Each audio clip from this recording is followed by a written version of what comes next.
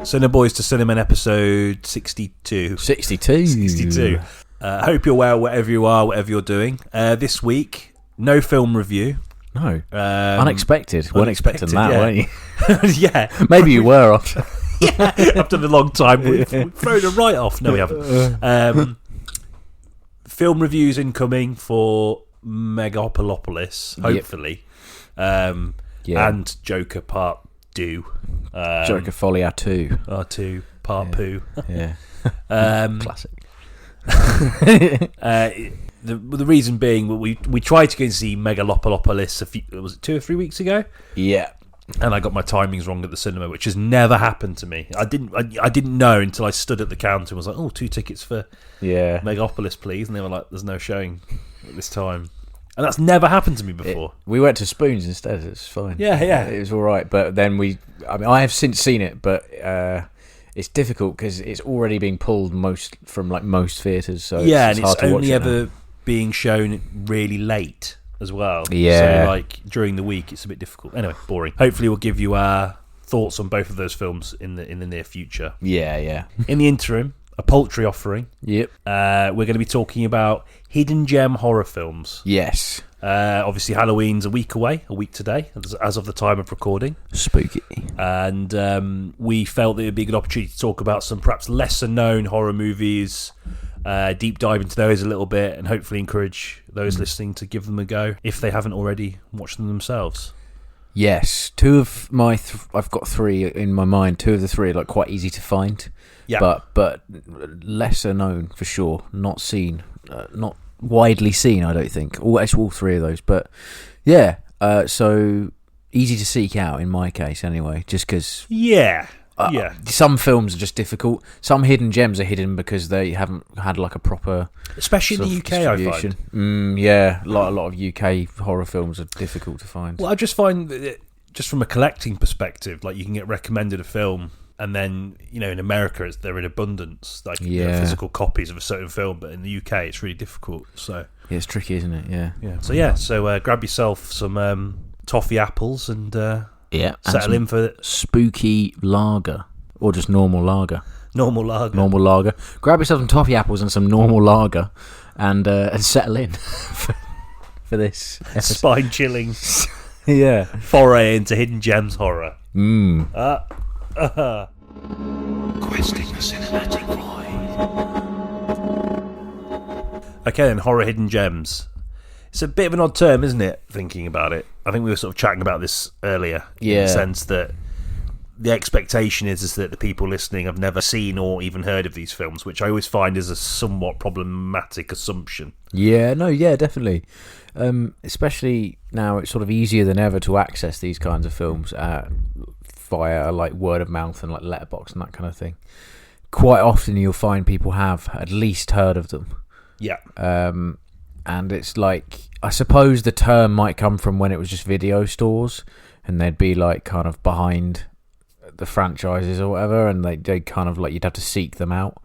Yeah, I guess there'd be sort of perhaps a subculture around them that, deviates significantly from the mainstream. Yes. And that's not to say that necessarily some of these hidden gems weren't mainstream at one time, maybe, or the intention was for them to break into the mainstream at one time. Yeah. But I think you're right in the sense that it comes from the time where physical media was the sort of only way to interact with, film outside of the cinema.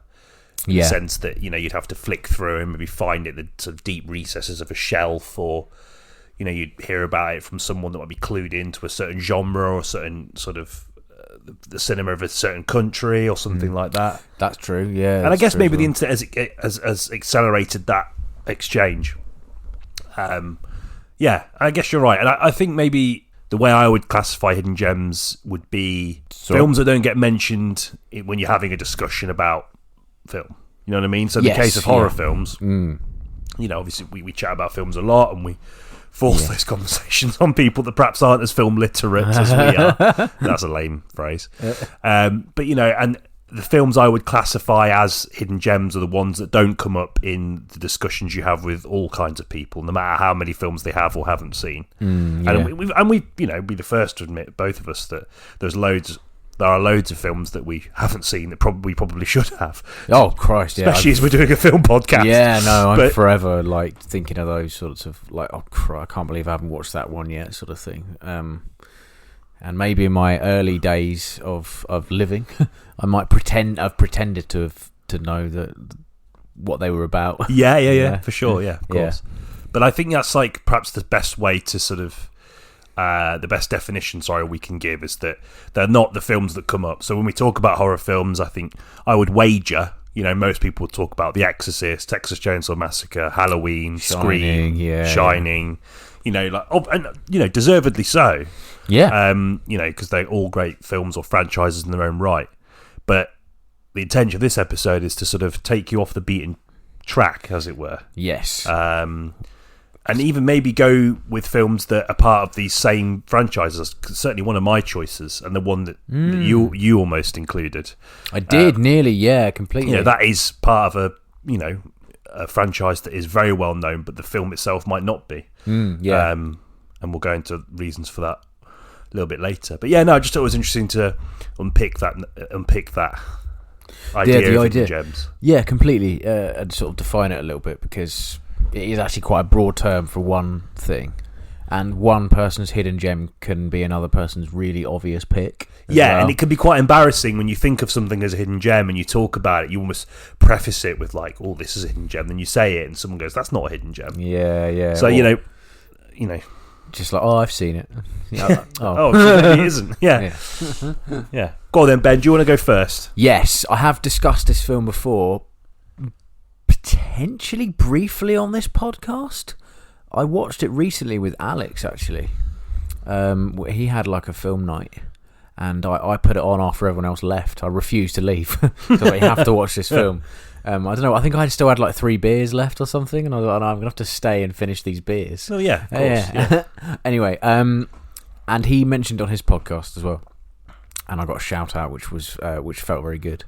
The film in question is Lake Mungo. Oh yeah, I remember that being in the offing. Why did I leave? I think I had to get a lift back. Yeah, that's right. At the time, it's like, yeah, it's just a bit easier to get a lift. Save 15-20 quid on an Uber. Exactly, I can understand. Yeah. So yeah, no, Lake Mungo, which Alfie recommended to me about 2 or 3 years ago, he just heard of it. Like he's a bit more kind of tapped into that stream of films that exist alongside the mainstream, I think. The side stream, if you will. He fishes frequently there, whereas I tend to stick to the well-trodden ground of the main river.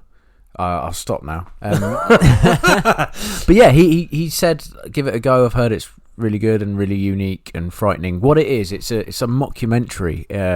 It's not like a comedy mockumentary, but it's like presented as a documentary. Okay. Quite a sort of prestigious documentary. So everyone's sort of being interviewed, and they're very serious and one note. And it's about this family and their daughter. The daughter of the family has unfortunately died. She was found in a sort of lake. Mungo. It actually weirdly isn't Lake Mungo. Oh. That she's found, and she's found on like in another lake. But it's like, and they sort of try and piece together what's happened to her, and they discover like this, like various pieces of footage and stories from neighbours, and like her therapist, like she has like a kind of counsellor that she goes to, and the things she starts saying are like increasingly odd and bizarre, not like just like low-key frightening, and then the footage they find is, and it also incorporates footage of the family that the family have shot after she's died as well. Okay. And there's a kind of implication that she's sort of still with them in some sense. And so it's there's definitely a supernatural edge to it. But it's one of the most frightening pieces of found footage I've ever seen, and it's from like a 2006 mobile phone camera, which is where she goes on a school trip to Lake Mungo. That's why it's called Lake Mungo. And I won't give away what happens, but it's so skin-crawlingly terrifying. There's something about it which is kind of very Blair Witchy, very kind of Wreck. Have you ever seen Wreck? It's the similar vibe to that, and it doesn't rely on anything except the found footage and really, really like degraded mobile phone. Like the frame rate's like 1 frame a second. Yeah, I can remember. Yeah.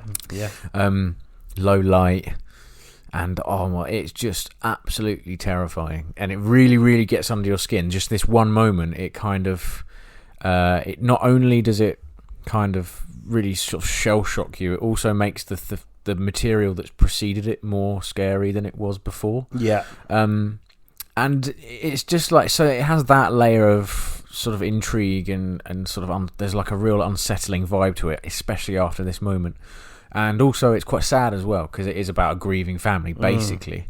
And even though they're being interviewed like it's like their home is kind of being invaded by a documentary film crew, so they're not crying and they're not really like overtly upset. But the things they're saying are like really quite sort of real at points, and it's quite touching at moments, and the ending's quite weirdly sort of sweet.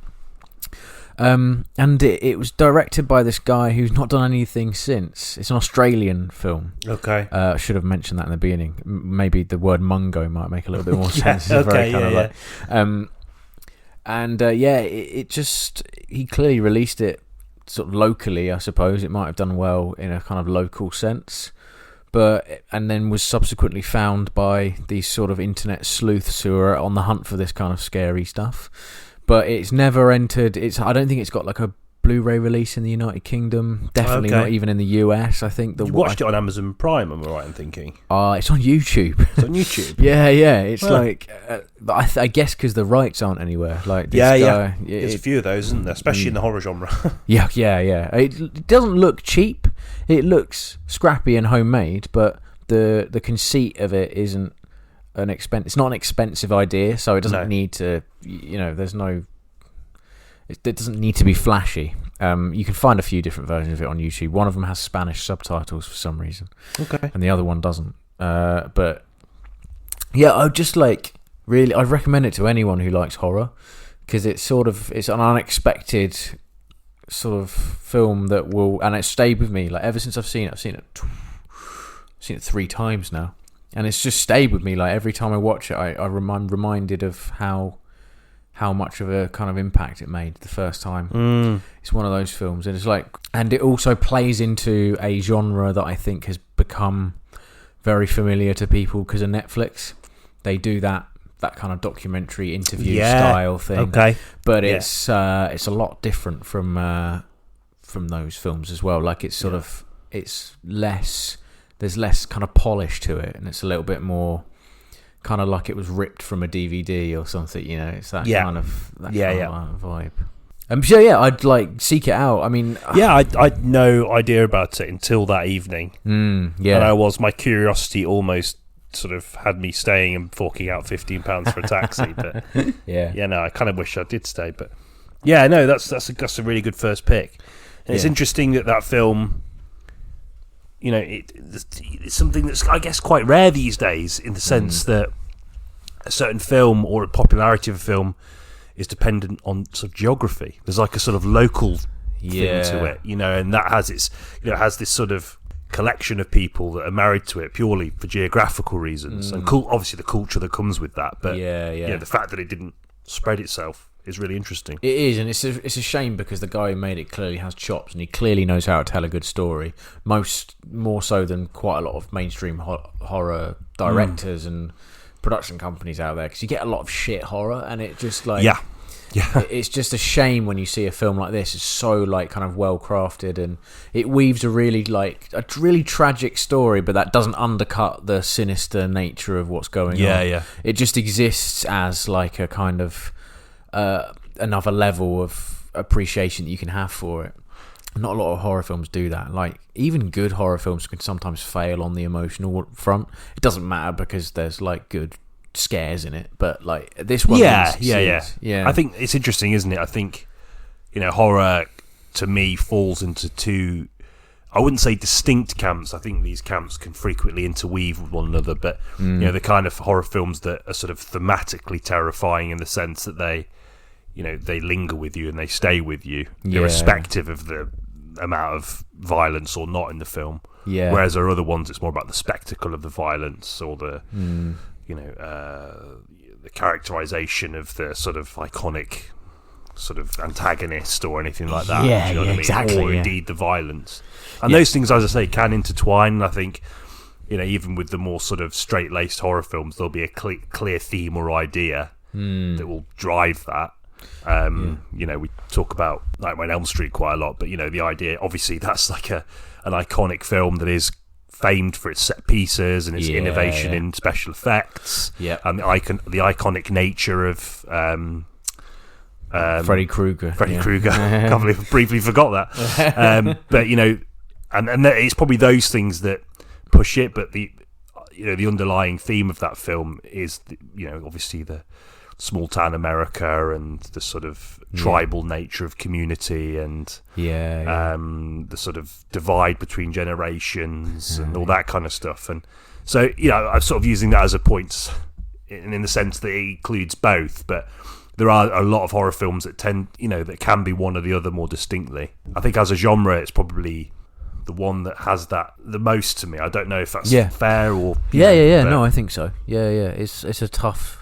It's a really tough, tightrope to walk, but it's funny that it does it. It has the ability to intertwine other genre with it so fantastically, so well. Even like thriller and thriller drama comedy, especially they just kind of go hand in hand with it sometimes. Yeah.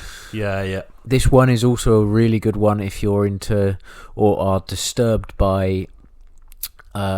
Even if they're fake, the sort of disturbing nature of images of ghostly figures in the background of stuff. Okay. There's an example. There's a lot of examples that are on the tube because there's a lot of reflections and things in darkness that you can see in windows, and people have sort of claimed to have seen the sort of figures on the track and stuff, and they take photos, and it's clearly either a composite or a reflection of a poster on the other side of the train. But it doesn't stop them from the images themselves being quite confrontational and scary and quite disturbing, and this film is perfect for that, and it does this thing, it zooms into them slowly, and it doesn't intend to shock you with it. It's just showing you more than what you can maybe see only with the broad picture. It's showing you sort of details, and it's just really, really good for that. That's where a lot of its kind of chills come from. The chill is in sort of the I don't know. I mean, I've not seen it, but we so readily disregard that kind of stuff. And the idea that that it's true is kind of chilling, I guess, in itself. It plays with that. It plays with the idea of it being true or not as well. There's a through line of the film where the family are naturally quite skeptical, and a lot of the people that analyse the footage and they're quite skeptical as well, and they offer alternative explanations. Yeah. But then the way that it ultimately handles that, and it does give you a definitive answer as to what's going on as well, is really nice, and it's a nice touch, and it's something that you think is a bad plot device that ends up being a really great one. Right. It plays with logic in it. Big time. Yeah. So it isn't kind of devoted wholeheartedly to the idea that the supernatural are real either. It's it forays into different schools of thought, which is that's really cool, really interesting aspect of it. Yeah, I always think personally. I mean, I don't really believe in any of that stuff really, but entertaining it is often enough. I still invest myself enough to think about it when lying at bed at night. Do you know what I mean? And that makes me wonder. I mean, I still would say I don't believe, but it makes me think there's a tiny part of me that sort of does, and maybe I sort of cage it because to acknowledge it would probably invite a lot of additional stress into one's life. Completely, just going and finding an Airbnb that's an old one. You're ooh, It's just the kind of I find... It used to dog me a lot more when I was younger, actually. Oh yeah, big time. I've been stayed in places before when I was younger, and I was a bit more susceptible to that. Completely, And when as soon as you're alone, your brain just tells you, "But what if? What if it is?" Yeah, and that's it. That's all you need, and you're like, "Fucking hell!" If I wake up and there's someone staring at me at the foot of my bed, kind of thing, and it just tells you those. I've heard thoughts, so many family ghost stories about stuff like that. Yeah. And when I'm lying in bed at night, I do think sometimes my brain just ventures into that territory. It's like, oh, wow, this is strange. I often always think, God, this is something I've not thought about for years. And It's odd. It is odd.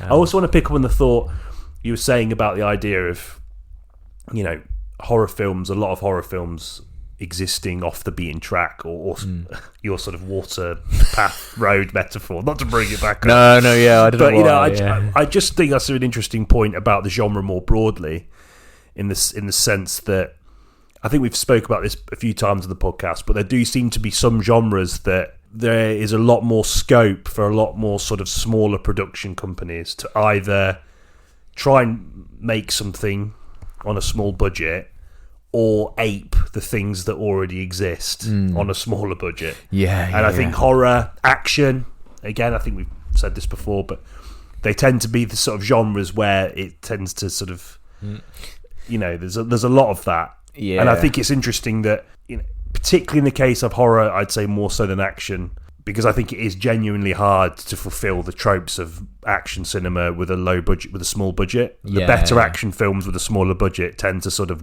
work within the confines of that budget. And I guess it's kind of the same with horror films, but you can do so much more with a smaller budget than you can any other genre, I think. Oh, yeah. And I think that means there's so much potential for good stuff. But the way that culture operates, and it tends to go, it will attempt to ape the dominant trends, even at the expense of quality, which is the other side of sort of horror films, like the shit ones. Definitely. I just find it really interesting that this genre particularly, and I think there's so much of that. I think whenever you talk about horror films with people, like we talk about this idea of hidden gems again, like there are so many films that have been recommended to me that are so far off the beaten track. Just because there is this culture, particularly with horror films, about exploring and finding these things. And I think this is definitely one of them, and it's really made me want to watch it. Oh mate, I'd say just give it a go, because it's great on so many different levels, and it kind of just, it is sort of the kind of film where when you finished it, you're like, I know a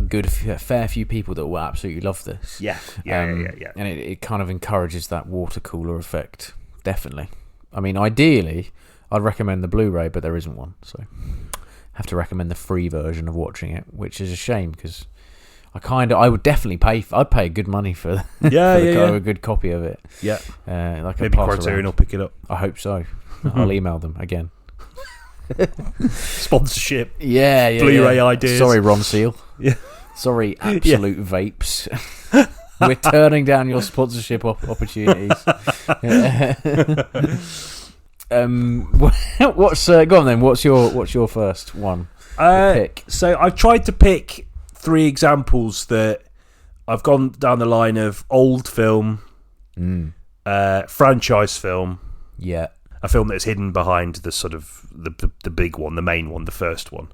Yes. And then I've gone for a foreign film.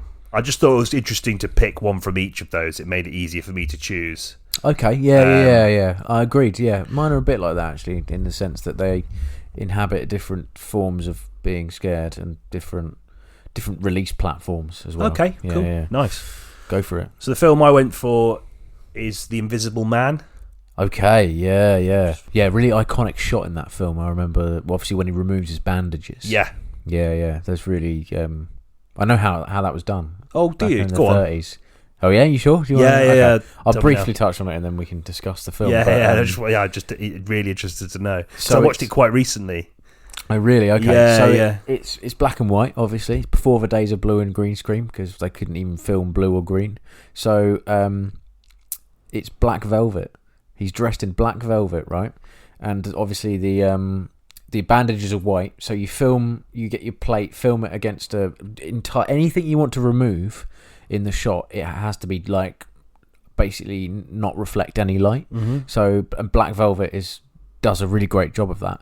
So everything's black velvet. Remove the bandages normally, and then film background. So film the kind of bedroom that's in the background, and then all you do with film because the dark areas are technically not exposed at all, and the white areas are, then it's just literally a case of layering them on top of each other, and then you expose it again, and you have your shot. Oh wow, that's really cool. Oh, nice, like a scrappy little way of doing it. And it looks great. I mean, I watched it fairly recently, as I said, and it just, I watched it with someone, and they said this is.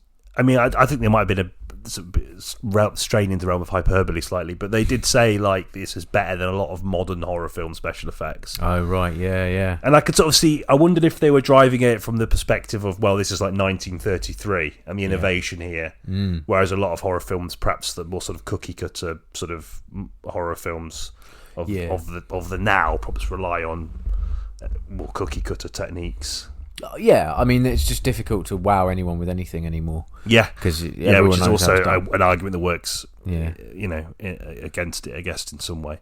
But I picked it because I just adore it. I mean, I admittedly only really started to get into the Universal horror monster movies very recently. Well, actually, the start of this year, I bought a box set and worked my way through them, and I just fell in love with them. I just think they're excellent. And James Whale directed a few of them. He directed Frankenstein, Bride of Frankenstein. I was going to say Bride of Frankenstein. Yeah, which is one of my absolute favourites. I'll probably talk about in another podcast we'll be going on shortly. Maybe we could do it when Nosferatu comes out. I was going to say now. Sorry. No, that's right. I think I'll talk about that when we guest on another podcast. Yeah. More of that info to follow. More of that info later. Ooh, tease. Yeah, I just think he's a fantastic director who gets to the sort of heart and soul of these sort of iconic monsters and creatures in the same way that sort of Honda does with Godzilla. I really think that highly of him. But in this case, the reason I picked this, though, is because I think The Invisible Man, it sort of, excuse the pun, but it sort of fades away when compared against things like Dracula. The Wolf Man, I guess, would be the Universal Monsters film, and The Mummy, Frankenstein. It's not the one that's remembered as much. Even if it did come out at a time where perhaps that was mainstream culture. Obviously, I just think that upon reflection, it's the film that out of all of them perhaps doesn't get remembered. But it's got a great central performance in Claude Rains, who's obviously one of the great actors of classic Hollywood, one of the most recognisable and versatile faces in classic Hollywood. And I just love what I love so much about it. There's something really sort of plucky and English about it. And I'm not saying this to someone that's particularly patriotic, but it's all set in England. And the stakes are quite low. I mean, there's a bit where he does derail a train and kill hundreds, but like apart from that, like it is just like a group of sort of hapless bobbies trying to sort of capture this man that has been, who's invisible. As the name implies. I think it sort of really dials into the idea of what you would do if you were invisible. It's such a sort of trite question to ask people, isn't it? No, but it is probably someone everyone has considered. It does such a good job of conveying that sort of sudden descent into madness that such a power allows you to have. Such a power gives you. It sort of preceded the Atomic Era sort of horror film. The sort of concerns about scientific advancement and technology, and I mean, it's sort of very embryonic in this stage, and it's sort of again the small scale, which works for it. Would obviously grow in considerably in the sort of dawn of the atomic age, but I really love it. I think it's quite sort of tongue in cheek. Claude Rains really plays up to that. I think it's a sort of quite devilish performance from him. I think he does convey the sort of insanity really well, but there is a sense of humour to his performance, which I really like. And it's also quite brutal. It's quite a brutal film, sort of thematically. He does he just starts killing everyone. And I don't know. There's something. It kind of sort of shocked me quite a lot. And I'm not saying that I was like shocked in the sense. Obviously, we're sort of, as you say, the same way that it's hard to impress people these days. It's hard to shock people these days, particularly in the horror genre. But I think I sort of imagined, to the best of my ability, what it would have been like watching it in 1933, and I think it would have been quite shocking. I know the Universal monster films, by and large, were. I mean, they cut the scene from Frankenstein of him throwing the child into the water and drowning her. So that's in the novel, isn't it? Maybe not. Oh, I don't know. Yeah, I don't know if it is a novel. I have read it, but it was a long time ago. Okay, yeah. Interesting. Yeah, no, I agree. I think certainly for the time, they must have been on par with like sort of video nasties of that era, maybe. Yeah. In terms of violence, because I know, you know. I mean, it was pre-Hays Code, so yeah, I think a lot of pre-World War II. Yeah, exactly. Yeah. I mean, I think that what's great about the pre-Hays Code era is that it definitely aired on the side of experimentation and a sort of sense of thematic freedom, that I think was part of the medium's sort of a bit early beginnings. This was a new medium, a new form of expression. Yeah. And I think it was almost sort of like people could run with their imagination with it, you know what I mean? And I think a lot of these horror mythologies were the perfect opportunity to do that. Yeah, because this is based on a H.G. Wells story, I think. I think so, yeah. So, like, again, I mean, H.G. Wells is pretty famous, but he's not perhaps in the same pantheon as people like Bram Stoker or Mary Shelley, So, no. I don't know, I just feel like this film, it doesn't get talked about enough in the context of not only Universal horror films, but just horror films more broadly from that era. I guess it's because, they are sort of relics of a certain time, and people perhaps don't consider the 30s as like an iconic time for horror movies, in the sense that in comparison to, like, the 70s and the 80s, and proper slashers. Where like, filmmakers could really go out into the sticks and make something really grim, and really colour, challenge convention. But I think it's really worth, just shining a light on this particular era, because I do think that obviously a lot of people know it's alive, but I just think they're such absorbing films, and I think, whilst The Invisible Man perhaps doesn't have the atmosphere of the other films, it has like a real sort of wry sensibility to it. It's quite nasty. It's driven by a fantastic central performance. And there's something I think quite charming about the sort of localized nature of it. When you said that, it reminded me actually of another film which has a very similar sensibility. It's just a short little kind of BBC production of a Whistle and I'll Come to You, which is it's just set on an English beach, and it has that feeling of it which it all just feels really contained and really like a kind of tangible, you could probably drive to it in less than an hour and you'd be in this setting, and yet it's so terrifying at the same time. It's the same kind of idea, and everyone is just sort of normal walking around. That there's no kind of big performances in it. Everyone is just kind of like trying to go about their day, and yet this horrifying thing is throwing everything off balance. It just reminded me of that for some reason. Again, maybe this is kind of like a black and white era type. I think it was later than 33 when this one was made, but it just reminded me of that for some reason. No, I'll check sorry that out. No, I'll check that out. Sounds like a good recommend. I just love it. Of course, I want to say there's obviously a lot of iconography in these films, and again, it sort of makes me panic thinking, is this really a hidden gem? But I don't know, for me it's not a film that I ever hear come up. I think it speaks to, because it was remade, but they didn't make any reference to it being a remake. Okay. Lee Whannell did an American remake. I quite liked it, actually. Elizabeth Moss. Okay. It's very different thematically, but it's the same concept, and it's called The Invisible Man, and it is definitely Universal. But I think you're right. It is a hidden gem because it just, this remake wasn't positioned as a remake. It was positioned as a new idea, which it wasn't, and that does speak to maybe people's lack of knowledge of it in the kind of mainstream sense. So I mean, I think when people think about classic Hollywood, they think like late 30s, early 40s, and of course the Hays Code was in full swing, and I think filmmakers had to be a lot cleverer about how they deployed their sort of anti-societal or perhaps more sort of thematically risque, shall we say, intentions. And I think I've only really started to get into that era. I've been watching quite a lot of Marlene Dietrich films, and she was a huge star during that period, and just the way they handle themes like femininity and sex and violence and all those kind of things. Obviously, it's still early days for the medium, and there will be like a sort of a degree of restraint on the part of the values of the audiences, but from what I've seen anyway, it feels like a sort of freer time before it was shackled. In 34. But yeah, no, it's a really great film. I rewatched it very recently and it held up.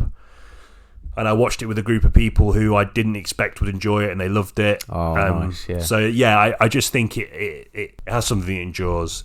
It may lack the iconography of Frankenstein, but I think it has like a pluckiness, a sense of humour to it that is definitely worth revisiting. Oh, nice, cool. Have you ever seen Hollow Man, Paul Verhoeven? That's one of the few Verhoeven films I've not seen. Oh, I think you'll love it, man. And you know how much I like Verhoeven. Oh, mate, it is great. It is like... It's one of those films of his that wasn't critically well regarded, and he has a few of those though, and I always love them.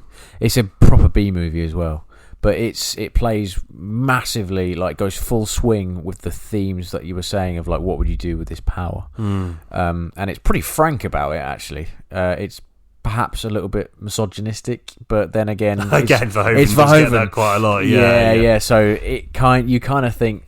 He knows what he's doing in that regard, Totally. I've always felt that about him. I mean, I think we say this quite a lot in the context of him, but he's not shy about embodying the themes that he's trying to sort of critique or interrogate in a very overt fashion. I mean, we talk about Showgirls a lot. Yeah, and I think that was one of the criticisms towards Showgirls because he inhabits that world so readily. Yes, to make that critique, and I think you've just got to accept that.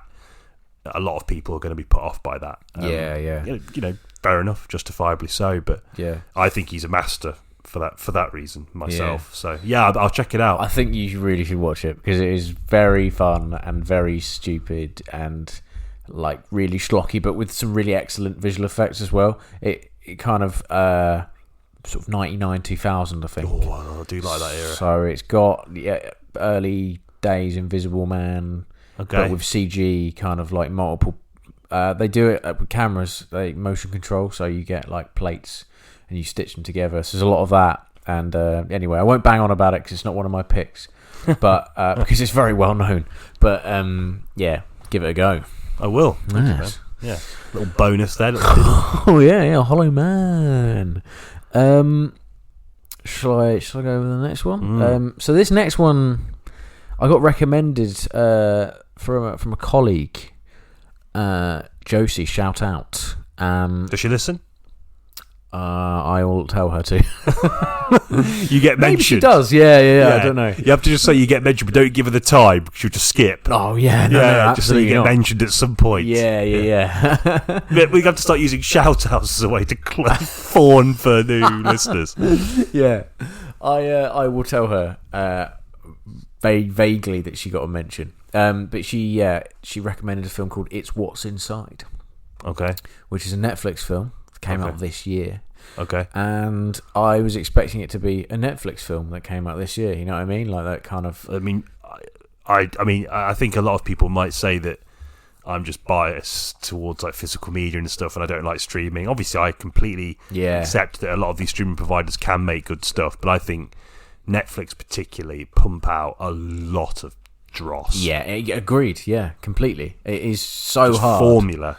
Yeah. He went from being like a trailblazer in the industry, I mean, they probably sort of attached that title to themselves, to making so much sort of formulaic, visually, narratively, shit.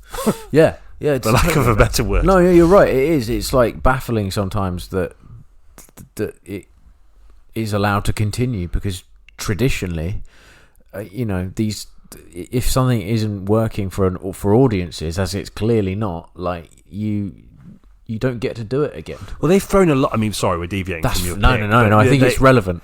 They've thrown a lot of money at directors who perhaps obviously did it with Scorsese with The Irishman, but I'm thinking more recently with Zack Snyder. Yeah, like none of his films. I mean, I've not seen any of them, so I'm not saying this personally, but just from like a sort of critical consensus and just what I've heard from other people that have seen his films, no one that is talking up his his Netflix films at all. Yeah, Rebel Moon. yeah, exactly. And there seems to be quite a lot of. I know, like Millie Bobby Brown. Obviously, she didn't direct it, but she obviously signed a picture deal with Netflix, and all of those films have been sort of lukewarm in the reception. Yeah. It just seems that they're sort of hedging their bets in really weird places, and they seem to do it quite a lot. A part of me kind of admires them for doing that. I mean, obviously, Scorsese had said that no one was going to give him money for Irishman. None of the big studios would have done. And obviously, he went to Apple for Killers of the Flower Moon. So he's obviously, he's doing the rounds on the streaming front. But I just think it's really interesting that Netflix, in particular, I mean, they just seem to have like this sort of cluster of actors that I just associate with Netflix now. And Millie Bobby Brown definitely is one of them. Yeah, Chris Pratt. Chris Pratt, yeah, he's got a film coming out, like a sci-fi sort of film coming out soon with Millie Bobby Brown. Actually. Yeah, that's right. Yeah, so the Electric State. That's it. Yeah, I mean, the fucking Russos. I mean, they're Netflix. Oh yeah. They've sort of the left Grey Marvel, Man, Disney, and then went to Netflix. But I don't know. I mean, it doesn't mean they're not capable of making good stuff, but it just seems that they're hedging their bets, as I said, in weird places. I do know, definitely, and their house style is insufferable. We've talked about this, but it is just like I really don't like it. Over colour graded quite often, but in the sense that it looks muted. The set design's always naff as well, I think. Yeah, it just looks like it's been digitally denoised too much. So I put this on with a great with all of that in mind. Yeah. I was literally thinking, and this is no disrespect to Josie, but I was just like, I bet you this is going to be another one of these films, and I was like really surprised. Oh, good. I was like because I've had good recommendations before from Josie, and it was like, if she likes it, I bet it will be good. And then she said it was like a 9. And I was like, oh Jesus, all right, this better be fucking good. And it was. It's a film about a group of teenagers, classic horror trope. Yeah. And they are meeting up in like an Airbnb style place. After 10 years, they're like college mates, and they've all semi moved on with their lives. Cookie cutter. But one of them comes with like a machine. And this machine enables you to swap bodies with another person, and they're all like sort of reluctant, and they kind of eventually agree to try it out. And as the night goes on, and they keep using this machine, like sort of the way they really feel about each other starts to come out, and it's just so clever. And it has a really great style. Like it looks like it was shot on film or something, and the characters are knowingly disposable in the way that like it felt really really fun. Yeah. The premise is like handled really nicely. The cinematography is amazing. Like really really like unexpected amount of kind of precision and grace put into the sort of cinematography, and like the set design's great. Everything about it's just great, and it's like really top tier, really enjoyable, and really. Like nobody's talking about it, and it really kind of struck me that people are talking about other Netflix stuff which is nowhere near as good. And I'm hearing about this stuff all the time, and then there's this film. It feels like we're ragging them a little bit, but I think it's right. that sort of Gatling gun approach to content. Really, the way they release content is just endless, isn't it? It's just like an endless barrage. Yep, it is. And it's harder and harder, I think, for what they make. Anything they make to stand out, particularly if, as you say, or as you describe, as something that is, at least from what you've said, visually it stands out. Yeah, it does, from their content, and from a storytelling perspective as well. Like it's that's a tough thing to do. Is like kind of body swap type. Yeah, because like everyone then has to act like a different person, and you as an audience have to be clued into who they really are. Yeah, and they do that really well. There's a kind of recurring visual motif in it where it goes to like old photographs, but the photographs it's them explaining their memories from like college days, but the photographs kind of stutter and move in a really unique way. It's difficult to explain without actually seeing it in front of you, but it's like a kind of flick book. Okay.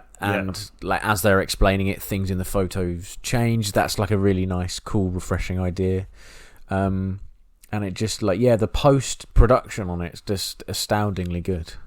And yeah, I can't recommend it enough. I texted Dan right after Dan, our friend Dan McKenzie, fellow Cineboy, and just said, mate, you have to watch this. And it's quite rare for me to do that. I'd like to stew on films a little bit before I go sort of spaffing out recommendations. But no, I was just really surprised by it. It just goes to show broken clocks right twice a day, I suppose, with regards to Netflix. I just go and see it, but like it's one of those films which will surprise you, and it sort of knows what genre it's in. But at the same time, like what they do with the characters is really interesting, and yeah, I don't have any bad words to say about it, really. How recent is it? I thought it was 2024. Okay. Maybe I should double check that. It's called It's What's Inside, which I think is probably the worst thing about the film is the title, because it's not a very memorable title. Is it a play on It's What's Inside that counts? Or, yeah. Right. Sorry, that's not a clever thing to say. No, I mean, it is a bad title. Like, it is, yeah. On my part. Yeah, it's 2024. So it's the idea... Sorry, just to linger on a little bit longer. Is the sort of conceit that it's all about those sort of feelings and anxieties towards sort of both the group dynamic and the individuals within that dynamic that, you know, that we hide, because we all have anxieties and worries that sort of manifest in our minds in certain situations when we step away from the group, or like, an element of something we've said, or whatever it is we're trying to perform or say doesn't quite land or doesn't work, and it stays in your brain for ages. And there might be individuals in a group that you worry about whether how much they like you or not, or anything like that. And there is that element to it. Yeah. I imagine that's sort of fairly common, where like a big group of friends, it's inevitable that not everyone will necessarily be really close or get on. Yeah. Friendship is often, seen as one of the most important things a human being can have, rightly so. Yeah. But there's a sort of like sparkly view of it, the sort of live, laugh, love bullshit kind of thing. That seems to be really dominant in the way we perceive a lot of like basic human functions and relationships. But, it does attempt to obscure that complexity, and within that complexity, the really sort of the ugly nitty gritty that potentially resides in sort of the way we interact with even those we really care about. Yeah, that's exactly right. It's an extreme example of it, and every character is they have quite big personalities, right? And it's American, so I feel like they're across the pond. It's sort of, they like accentuating those big personalities quite a lot more so than maybe like we do. But yeah, it does. It plays into relationships that have formed within the friend group, and maybe some regret regarding who they've ended up with. Yeah. So that sounds shit, but it's not. It's done really well, and it's very interesting in the sense that the machine does not tell you whose body you're going to inhabit. And so everyone in the room doesn't, all of a sudden, they don't know who anyone is in a weird way. But they have to, part of the game is you have to guess based on people's mannerisms as opposed to people's appearance, who they are. So that's just another sort of fun element to it. And as the night goes on, there are kind of events that happen as a result of the use of this machine. It never really strays into sci-fi or the trope of the machine makes you ill over time. It doesn't do that, and I like that about it. It's all just about this group of friends falling and crumbling as they kind of reveal their sort of true selves in a way. Which, again, it's the way I'm describing it makes it not sound very good, but it's done so well. It's like really, really, really good sort of Saturday night feast type. It's movie. Almost. Yeah. In a way, I mean, I don't think I think the way you're describing it fine. But like, when something feels familiar, at least structurally in some element, it is hard to make it sound. Yes, exactly. Interesting, But that's what genre is about, isn't it? Yeah, exactly. And I think if anything, particularly with the horror genre, there's definitely still life in a lot of tropes that sometimes can be considered quite worn. Yeah. Oh yeah, definitely. Yeah. For sure. No. Just a quick one with that. It's just great. Watch it. Nice. It's what's inside. It's what's inside that counts. I can't believe I figured it out. That's it, mate. That's well, it. Yeah. Wow. Aren't I clever? Right, go on then. What's your next? I've gone for a film called Don't Torture a Duckling. Really? Yeah. Okay. Interesting. Lucio Fulci. So Giallo. We're going Giallo. Yeah. So he's a filmmaker that worked in Giallo. He worked in sort of softcore thrillers. He did a lot of those. Yeah. Okay. He's also famed for like his sort of ability to. Well, he's often called the Godfather of gore. A lot of his films will, have a pretty sort of gratuitous set piece or death sequences that rely heavily on the special effects of the time. And I was talking to someone else about this the other day about that kind of special effects style. Like, it's obviously fake because there's something like there's like a shininess to it.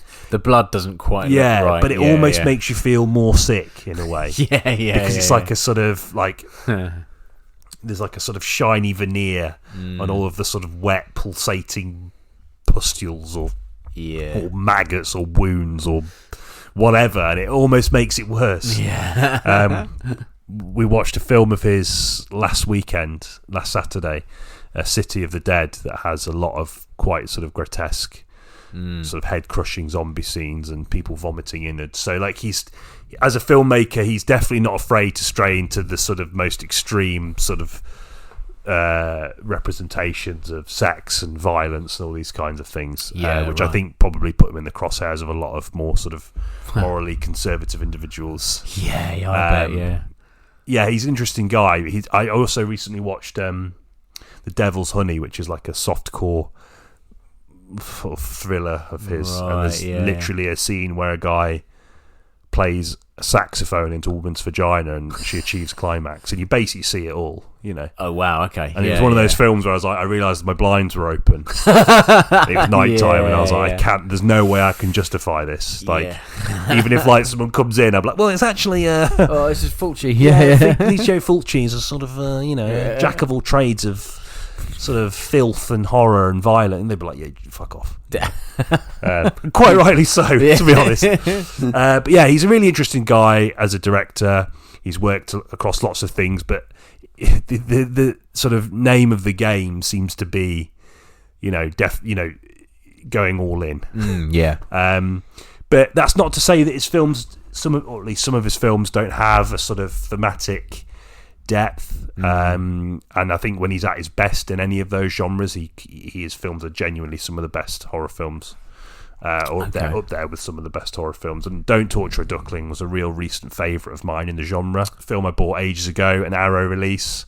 And I kind of just bought it on a whim. That can be a dangerous game, that. It can be, yeah. I've bought an Arrow release thinking it looked excellent, the artwork was great, and it was fucking shit. I did that with Boondock Saints. Oh man, exactly. I was like, fuck me. That is wow. So they release cult films that like maybe deservedly don't need to be in the mainstream. No, but I quite admire that about them in a way. But you're right in the sense there's a gamble. Totally. But I just started getting into Giallo films, go straying deeper than just Argento. And I got a few of the Arrow box sets, and I saw that was there. I thought, why not chuck it on top? What's particularly interesting about the film is that it's about the schism between modernity and tradition. The outright sort of conflict between those two things. Obviously, it's a pretty obvious conflict. But I like films that deal with those. Themes, so like the tradition comes in the guise of religion. So it's set in Italy, rural Italy. I've never been to rural Italy, but very Roman Catholic. So exactly, like religion has a pretty strong hold on people's beliefs, behaviours, outlooks, etc., etc. And also there's like local folklore, so stuff about like monsters and witches and all this kind of stuff. And it's about how those religion. I think we talk about this in the context of folk horror more broadly, in the sense that films that handle those themes tend to interweave them, interweave the idea, like religion sort of using people's fears about ghosts or ghouls or whatever to sort of like target a certain individual or a certain movement or something like that, as a way of like fighting against progressive values or ideas that tend to come with modernity. And there's a lot of very overt visual metaphors, like the start of the film is this sort of like beautifully barren sort of Italian rural countryside, and there's this sort of like motorway just going straight through it, this concrete. So it's it's quite subtle in setting out its shop early doors. Okay. But it's the way the film handles that battle. And the battleground is set, as I said, in this sort of Italian town or village, and children are being murdered. Right, okay. And there's people are trying to get to the bottom. I think it's like a reporter. Yeah. So in typical sort of Giallo-esque style, there's always like a mystery. They get wrapped up in the mystery. So there's like a noirish sort of mystery that underpins this, sort of punctuated by moments of like grim violence or overt sort of sexualization. Don't Torture a Duckling has bits of that as well. So your mileage may vary in terms of enjoyment there. But it's Fulci. I mean, not that that's an excuse, but he did that a lot. But it's a really interesting take on those ideas of those values, the modern values, and of course, a lot of modern values about sort of freedom of expression and the freedom of the body. Yeah. Again, that sort of butts heads with the sort of the ideas of religion and of course, and there's lots of little conflicts that are going on throughout the film that play out really interestingly. And Fulci's also just a brilliant director for great horror moments and great moments of gore and violence. And he deploys relative restraint until the end, which I'm not going to spoil, but it's just... Now I've seen a few more of his films, it's like I can safely say now it's classic Fulci in the sense that there's just this unnecessary bit of violence that's so like grim, but it's so reliant on special effects that it almost looks a bit naff. Yeah, you kind of, it's sort of, you can see how they've set it up, and you can sort of see yourself doing it, given if you had enough budget to go out and buy enough sort of like, I don't know, offal or whatever, you could probably pull that same effect off.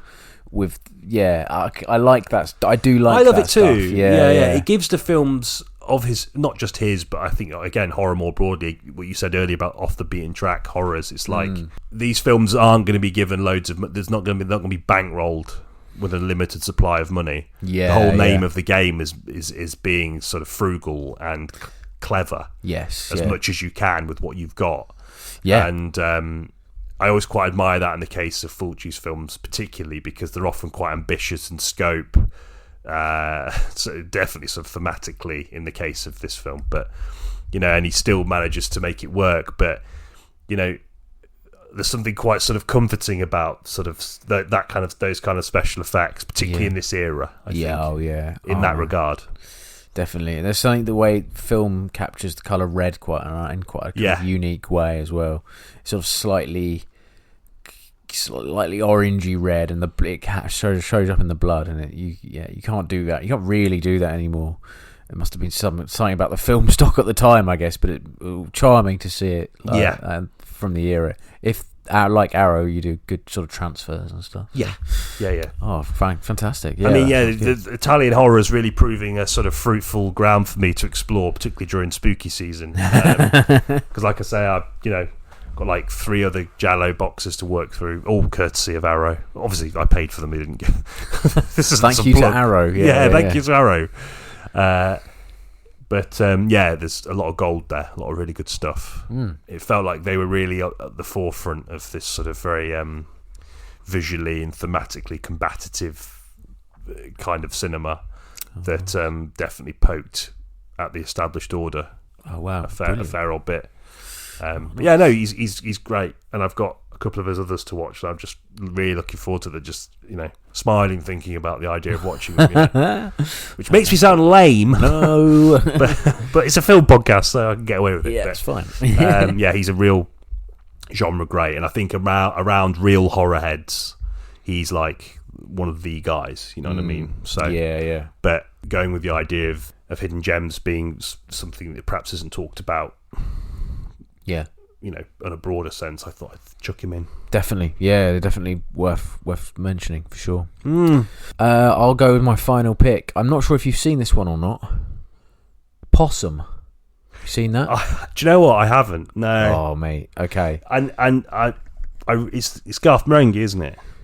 Yeah, Matthew Holness directed it. Yeah. So, and that's one of the really reasons that annoys me that I haven't seen it, because I really like that, and I like him as well. Sean Harris. Yeah. The main actor. Yeah.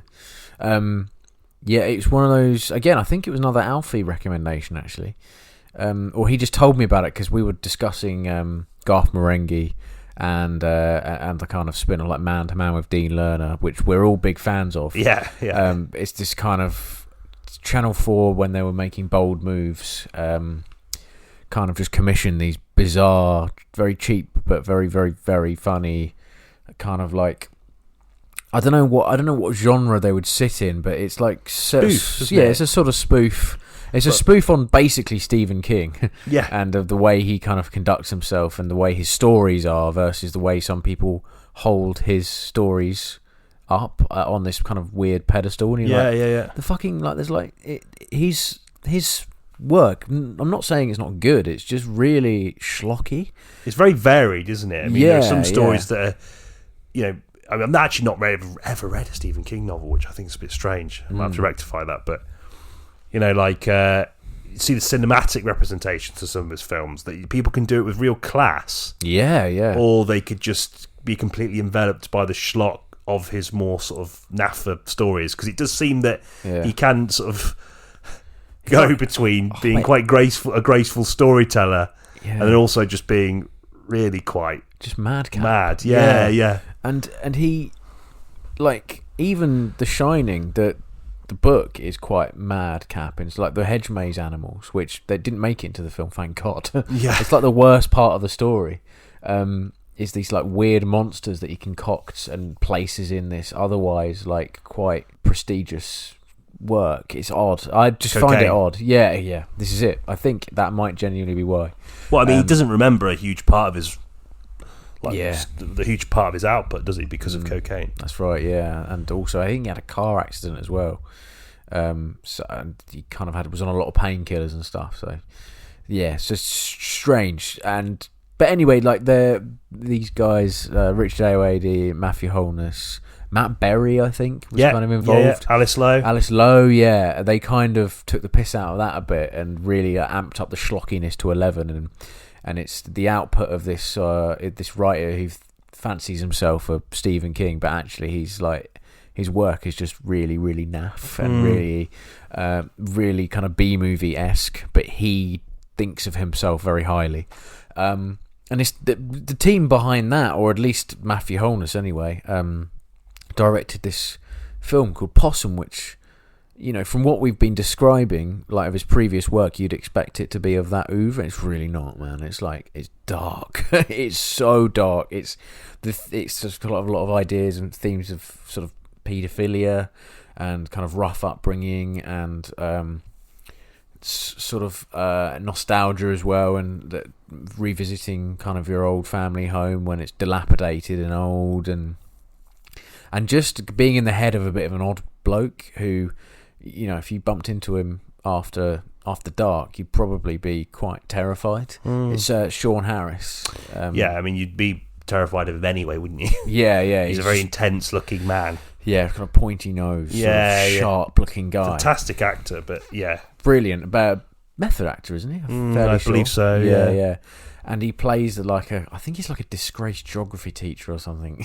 And so there's this kind of uncomfortable current running through this film, and you're with him the whole time, and it's just set in Norfolk, and it's such a bleak, the way it's shot is so bleak, and it's so I'm not saying Norfolk's like that. Apparently it's I've been very pleasant, but it's sort of this sort of marshy lowlands, and it just has a vibe about it which really, really struck me.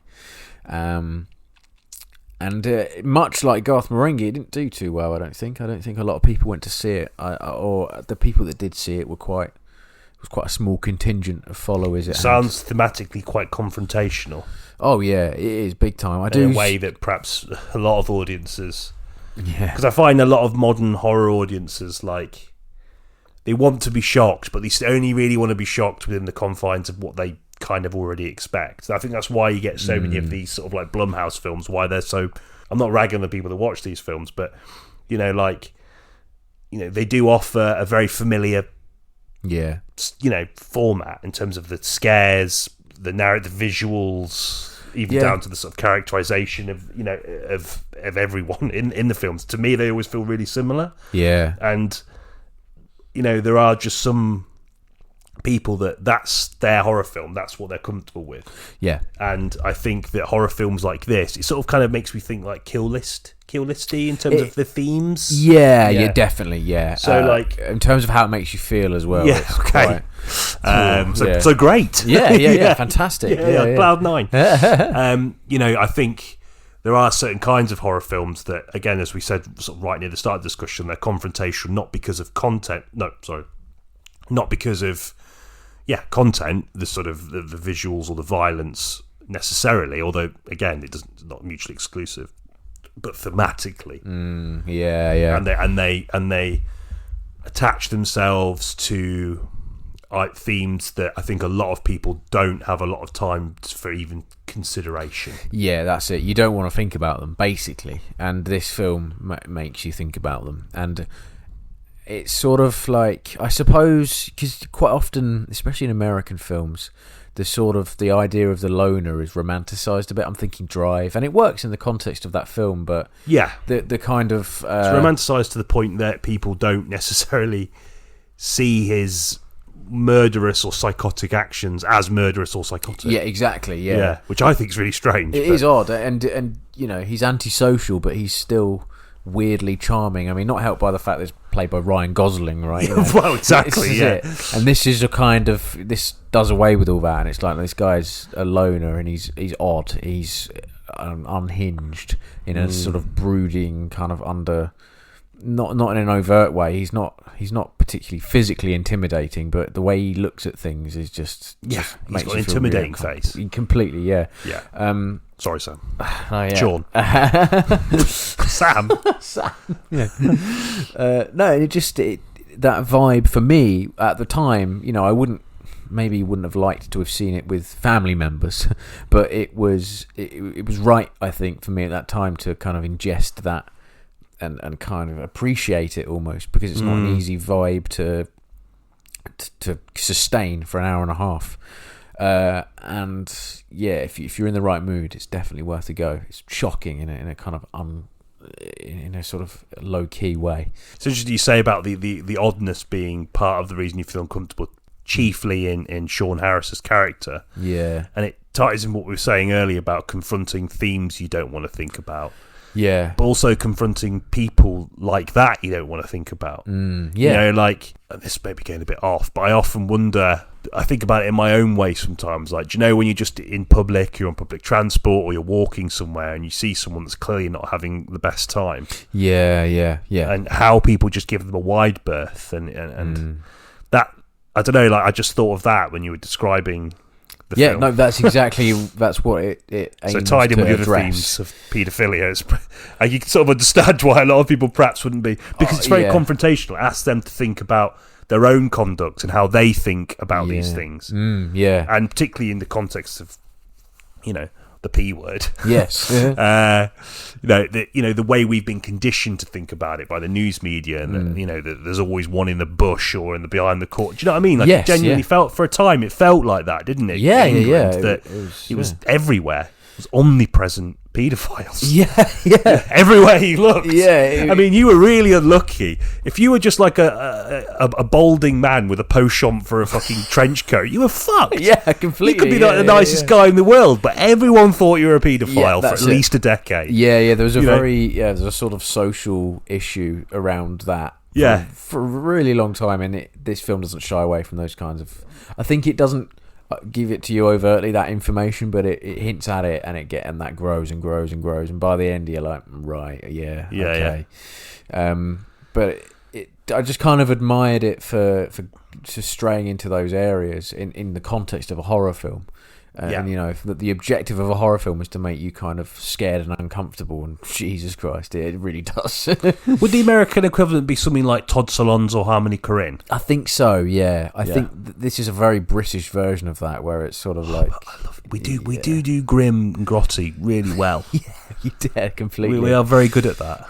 There's a poster for this film which has a big spider on it. That's the front cover of the Blu-ray, because... my relationship with this film is strange in the sense that it's been in my Amazon basket for probably about a year. Right, yeah. And I don't know why I've not pulled the trigger, because it's not even that expensive. But yeah, on after this discussion, I will pull the trigger. Oh, mate, yeah, give it a go, because it's really interesting. There's a kind of thing in it about a spider puppet. It doesn't actually play into the story as much as you'd think. It is kind of about that puppet and his relationship with it, and the kind of... how it relates to his past actions, or like and his sort of what he's planning. But I found it odd that it was it made it look like a creature feature, and it's a shame. Yeah, I think that's obviously panicky people at marketing, isn't it? Big time. Make it about spiders, not paedophiles. Yeah. Spider files. That would be just someone who loves spiders. Yeah. I mean, would it be like arachnophile? Maybe, if you go in the Latin, yeah. Anyone that, please email in. Email in, yeah. We should probably start checking that email. I've not checked it. I think I haven't checked it since I was like, oh, we've got it. Get expected to be inundated with emails, and then I checked it once, didn't, got bored. I'm like a fucking child. No wonder this podcast is going nowhere. I'm fucking doing nothing. Yeah, no, that's a really good recommend, and it's interesting you talk about in the context of Garth Marenghi's Dark Place and all those sorts of things. I think just quickly, like why those, well, particularly Garth Marenghi is so brilliant is because there's clear, the reverence for the material that they're mocking is so strong, and the knowledge of that material is so strong, and I think that's so crucial to why it's such an enjoyable sort of satire of those things, is because it isn't just saying this is shit and pointing at it and being sort of smart and smarmy that I think a lot of modern satire does. It clearly has like a real obvious reverence for the source material, and there's something quite comforting about it in the same time as taking the piss out of Stephen King's coke-addled writings. No, you're right. Yeah, it does kind of appreciate. It clearly doesn't look down on that material. It looks up to it, definitely. And that study of horror more broadly that probably helped him for Garth Marenghi has probably been incredibly useful for Possum as well. That's what I meant to say afterwards. It's funny how much the Possum and Garth Marenghi sort of exist in tandem. It's just like it has that same sort of Britishness and grit. And although they're, one of is very overtly a comedy and very sort of silly, it's sort of like the sensibility is weirdly the same in some aspects. Yeah. Like I watched Possum and I was like, oh yeah, I can kind of tell that was directed by Matthew Holness. Yeah, really good. There was a sort of real phase when you think about Alice Lowe as well. I mean, I've not seen her new film because I... which one's that? Time Stalker. Oh, no. Again, I've had a real disaster with the cinema lately. If I'm not cocking up the fucking times, I'm going to full screenings. And I've only got like 1 or 2 days a week I can go, and if I can't see it then, I can't see it. And yeah, man. At that time. But, they were all involved in that sort of awkward... Sorry, they're all involved in that sort of satire of that genre, but they went off made their own horror films. I mean, Prevenge is pretty good. Yeah, I really enjoyed that. Yeah, we watched it together, didn't we? We did, yeah. I liked that film. I thought it strayed a little bit too much into sort of like at points, like the quite sort of naff, crowd-pleasing English comedy at points. Yeah. But I thought overall, its overarching sensibilities, and it did capture that again, that discomforting odd Britishness. Yeah, completely. Yeah, overall, which Alice Lowe, like Matthew Holness, is really good at cultivating. Yeah, definitely. That whole entourage of people have all gone on to do fantastic things. Wherever that be, like Richard Ayoade, and he's done a few films. and some HSBC adverts for some reason. Yeah, he's gone down in my estimation. Yeah, same actually. But I think he had a peak, which I appreciate. Yeah. Yeah. Obviously, Wholeness we mentioned, Alice Lowe and Matt Berry as well. They've all done their own. Like Toast of London's very good, and and they've all. You can tell that they all came from this same contingent. Very similar sensibilities as creatives, haven't they? Yeah, definitely. Yeah. Well, in the case of half of them anyway, lends itself so well to horror. Yeah. My last film, Gore, is so what we were saying earlier about a sequel that hides behind the sort of glory of the first film. Yeah. And I feel like I kind of ruined it by talking about it already, but it's Nightmare on Elm Street 3. Oh yeah. Dream Warriors. Love Dream Warriors. Yeah. I think the second best Nightmare on Elm Street film. Yeah. And I think the thing I love so much about it is that it, the sequel, well, Nightmare on Elm Street 2, was just them trying to replicate and do more of the same. Yes. And without, obviously, the sort of the grace of the predecessor. Yeah, it felt like a reflex based on the success of the first one. Mm-hmm. It didn't feel like they took their time to think, how can we take this concept and put it somewhere else? Yeah. Which the third one... the third one really does. I just think it has, again, we talk about this idea of horror films either being one of, either sort of, the iconic nature of the violence or the characterization of the antagonist, blah, blah, blah, or the themes. Dream Warriors sort of does both because it takes the thematic through line that's obviously sort of gets weaker as the films go on, and it dipped considerably in Nightmare on Elm Street 2. But, the first film sets up the idea. Again, we talk about the sort of generational trauma that's sort of festering away in these supposedly wonderful sort of collective communal spaces in American suburbia. And the sort of dark secrets. Something as sort of simple and perhaps all too familiar in terms of like middle-class alcoholism in the mum. Or like this act of collective murder and killing the child killer. As extreme as that, with Freddy Krueger. And those themes really permeate throughout the first one, but obviously, you get to choose how much of that you take on the basis of the visuals of that film are so striking and so strong that you can really be enveloped by that element of the film. Yeah. What I like so much about Dream Warriors is that it takes that idea, it takes it away from the suburban area and into the sort of psychiatric wards. The wards of a psychiatric hospital, and they sort of feel like casualties. Part of the reason out there is because they're not conducive to the sort of ideas of American suburbia, the ideas of the perfect family, and these are like the sort of ragtag kids that have just been binned off because they can't uphold that. They're not part of that. They're like atypical in a lot. So like, they feel like real casualties of the system, and I've always loved American films, particularly.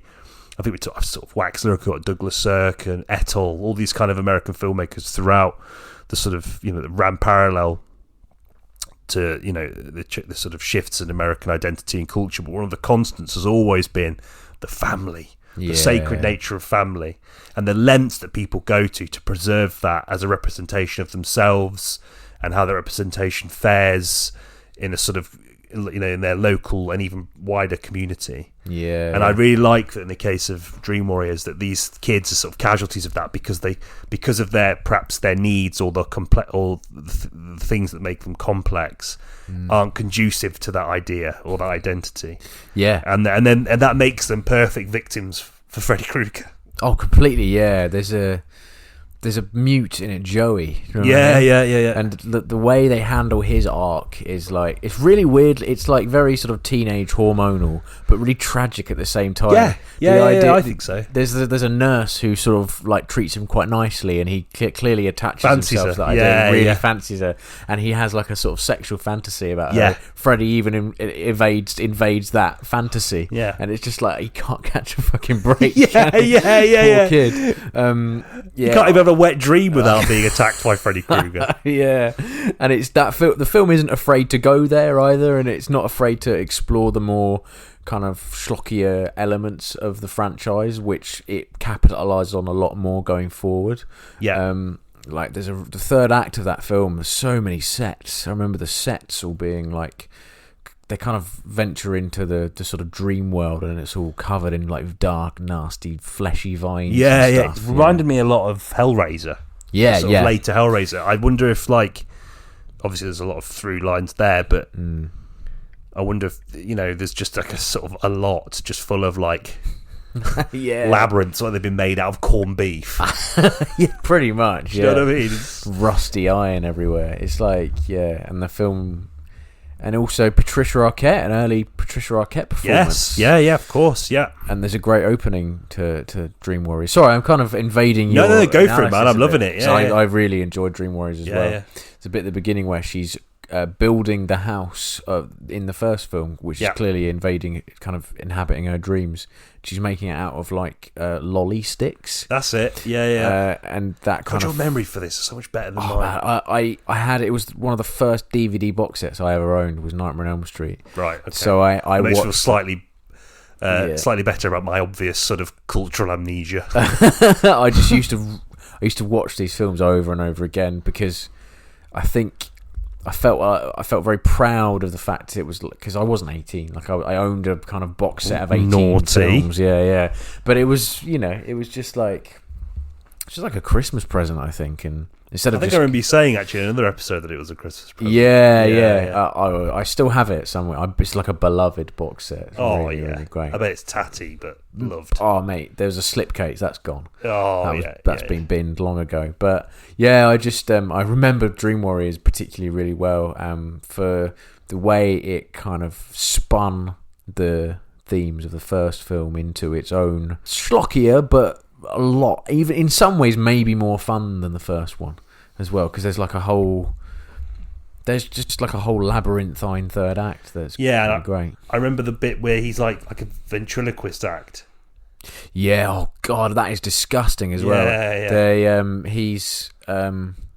He's obsessed with puppets, this kid, isn't he? And he gets strung up by his tendons. Yeah, that's it. I remember watching that with my parents, and they had bought me the box set, and they did sort of make a comment of like, oh, maybe this is a bit much, because it's in for a penny then by that point. Yeah, I'm on the third one, man. Yeah. Yeah. No, and that's the thing I love about it too. Like, it's got great visual moments in it, and I don't think Nightmare on Elm Street gets enough credit more broadly just for the sort of invention and the way that it embedded that invention within the sort of themes of the film, in the sense obviously it's all about dreams, but that opens it up, and they really ran with that. Yeah. So many films that focus on the dreams and the madness of dreams often feel very sort of linear and quite dull. Yeah. I'm looking at you, Inception. Yeah. But it's like that. It doesn't get enough credit for that more broadly anyway. Yeah. And obviously that invention decreases as the films go on, because it becomes more about just aping what they think works. But in one, I guess it's perhaps more striking, and there's a bit more guile perhaps because it's the first one and there's nothing to compare it to. But I think 3 does a really good job of wrestling that from the sort of this sort of sequel mentality that I think was incredibly pervasive during that era, and particularly within the genre of horror films, because so many horror films get so many sequels, and a lot of the sequels just ceaselessly chase what made the original so great.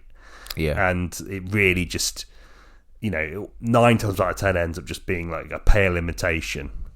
It's when they try and do something different, it doesn't always work, of course, but when they try and do something different and it does work, it gives the franchise itself a new life. And and a sense of perhaps not necessarily prestige, but you think about it with a bit more fondness. And you remember moments from it, like I clearly did. Fucking hell, it does go to show that they got the guy who went on to do Highlander. So he's got, for better or worse, he's got a kind of unique vision, and because there's bits in Highlander which are like, this really inventive. Like, how have you? And you think his music video background I think that was maybe why. Chuck Russell. Of course. Yeah. I think it might be uh, Chuck Russell's best film. Yeah. Nightmare on Actually, you Elm know Street. what? I don't think he did do Highlander. I think that was Russell Mulcahy. Shit. Well, you can see how I got him confused. Yeah. But Chuck Russell is... Hang on, let me have a look. Yeah, I do love a bit of Chuck Russell. Yeah. So, yeah, I mean, he directed Eraser, which immediately puts him quite high in my view. he did The Mask. Jim Carrey's The Mask. Oh, I didn't know that. And The Scorpion King. Oh, yeah, I knew that. So you're getting the sort of flavour for the kind of filmmaker that he is. You know, he's definitely someone that works in certain parameters and there are certain expectations. Yeah. You know, I don't think anyone's expecting him to make Citizen Kane. People are expecting him to make the kind of film that's going to hark back to what made the first film so good, but with less money. Yeah. With usually crapper actors. Yeah.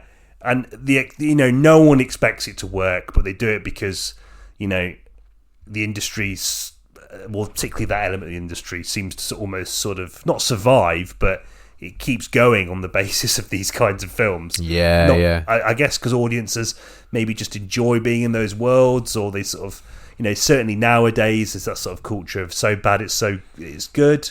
I don't know, but Chuck Russell did a stellar job of wrestling the trajectory of the Nightmare on Elm franchise, albeit briefly, because there are sequels after that are shit. I know, yeah. But 3 definitely, just by taking the themes of the original and putting them in a new setting is enough, and maintaining that playful sense of invention that existed in the first one.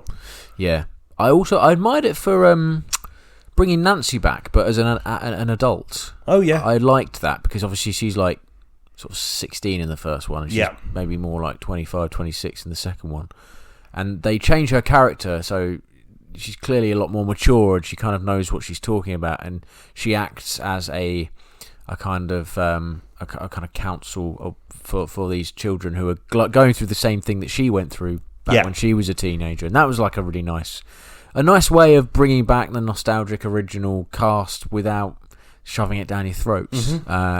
Really good early example of that, I guess. Yeah, and it's sort of ironic, really, that in itself has become quite a tired trope these days. Yeah. In fact, when I see that, I think, oh, piss off. But there we go. House that Freddie built, New Line Cinema. We wouldn't have got Lord of the Rings if we hadn't had Nightmare on Elm Street. Definitely not. All right. Yeah. No doubt about it. They wouldn't have, like, Lord of the Rings maybe would have got made, but might have been got made by the fucking Weinsteins. So, thank you, New Line, for saving us from that. Thank you, Freddy Krueger. Yeah. Is that in the sense that it gave the studio the sort of presence? Yeah, they called New Line Cinemas quite often referred to as the house that Freddie built. So the first big hit was Elm Street. The first one. Yeah. It was able to survive largely throughout the 80s and 90s because of the sequels. It kind of it was a kind of sure thing, financially speaking. Yeah. Enabled them to make a lot of bolder choices, and they took The Lord of the Rings away from Miramax, who wanted to keep it to... I'm not ragging on Miramax as a whole, because they did some good things as a company in the 90s for independent cinema, but they probably would have fucked Lord of the Rings up, I think. Yeah, well, anyway, yeah. Big tangent, but there we go. Well, and that's, again, it's, I guess, a bit of industry insight into why these sequels are made. I mean, it's easy to sort of lament them, but they are a huge part of a lot of sort of studio revenue. Yeah. People might be chasing the same thing and might not get it, but they're going to keep trying to get it because that's what they want. Yeah. And that's kind of the model that has, like you say, kept companies like them alive. So yeah. It's interesting, really. It is. And also, I think Elm Street as a franchise is remembered largely for the first film. That's why I picked it, because no one ever talks about the third one. I think maybe a lot of people saw the second one and thought, well, there's no point carrying on here, which I wouldn't necessarily blame people for. I don't think 2 is like a terrible film objectively in the sense that it's shit. It's just a retread. Yeah, I think the second doesn't necessarily one, justify its existence very well. The second one's remembered for a really strange reason, in that it's very kind of overtly homoerotic. Is there a bit where there's a guy is that the one that's got the guy that's really into karate?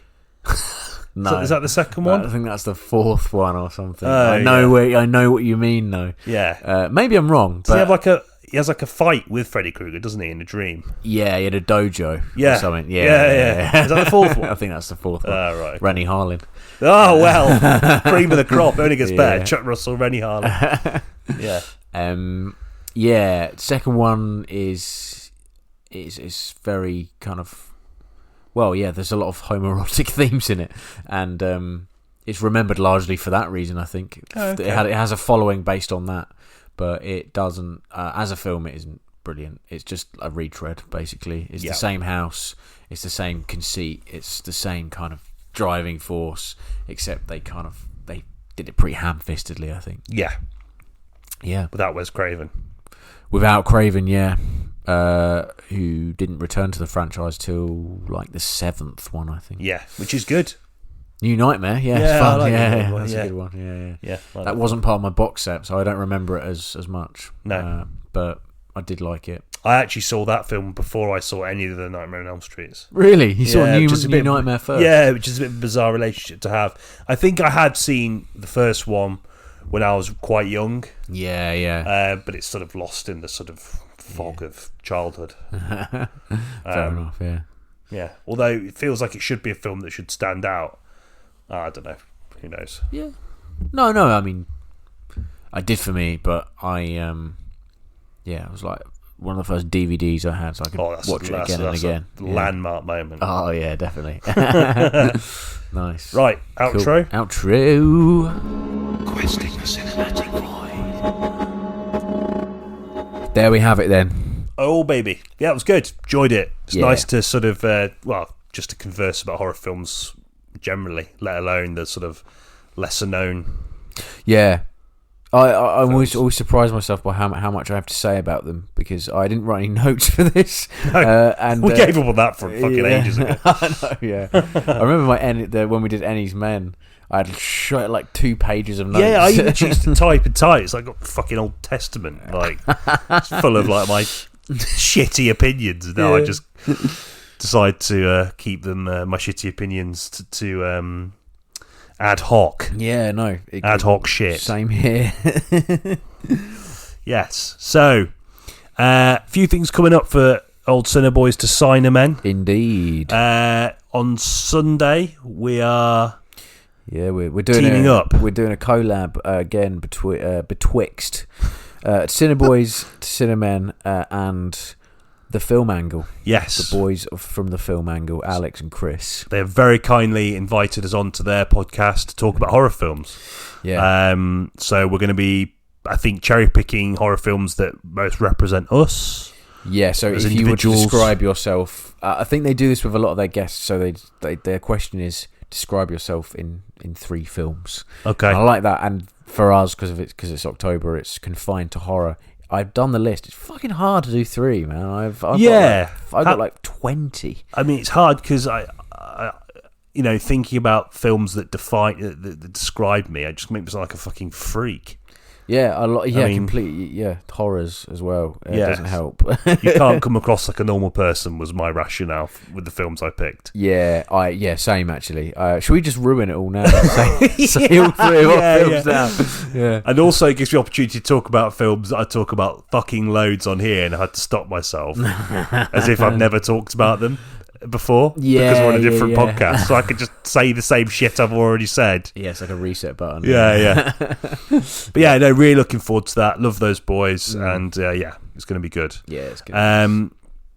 After that, I think we're sort of just chatting in the interim. It's probably more likely the Joker Part Due or whatever it's called. It's going to be easier to find that one. Yeah, and then maybe as I said, the Megalopolis episode will come as and when, because it's just disappeared from cinemas.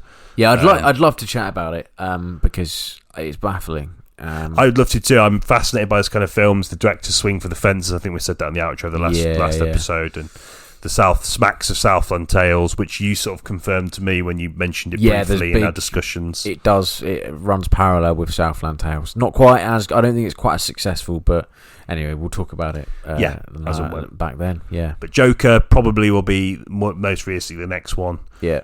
Not looking forward to going to see it. I think that might be why we were quite ready to just do this episode instead. I'm just not in the mood. A film that's been sort of widely and universally panned. Todd Phillips has distanced himself from any more sort of DC films, as you know. But frustratingly, and probably should say this for that episode, but and I'll just say it again next week anyway. But what frustrates me about the negativity towards the sequel is that a lot of it seems stemmed from the fact that it's a musical, and a lot of people just don't like musicals. Not that the film thematically or whatever is troubling or sort of ham-fisted or handles these things poorly, or or pretends to be this sort of like trailblazing sort of film, which it isn't. Anyway, just like the first film, basically, which a lot of those people who hate the sequel still like. But I find that a bit frustrating as a criticism anyway, that it's a musical. It's a strange one. I don't know. We're gonna have to watch it, and it might actually provoke some interesting discussion. But I'm not keen on going to see it for some reason, and I mean that's probably why it's done so badly. Because like, I love going to the cinema, even to see films that I might not like. But this, I'm just really I've just sort of have an aversion to it.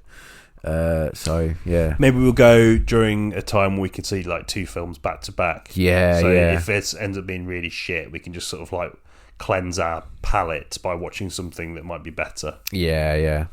Definitely. Nice. Cool. So Nightmare on Elm Street 2 straight after. We'll have to fucking find a double bill of that somewhere in Bristol.